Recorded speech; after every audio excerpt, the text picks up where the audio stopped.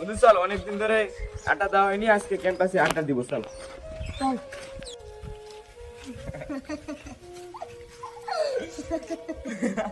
কিরে বান্ধবী, ওই ছেলে দুটো আমাদের দেখে টিস করতেছে কেন? তোর ফোনে টাকা আছে, ফোনটা দে তো।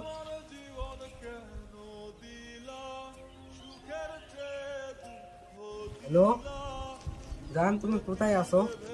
ক্যাম্পাসে দুইজন ছেলে আমার বান্ধবী আর আমাকে টিস করতেছে। কি ওরা তোমাদের দিকে টিস করতেছে?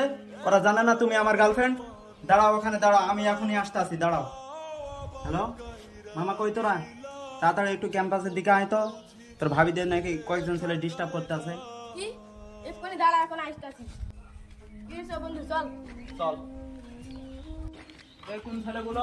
যাবো ওই ছেলেরা।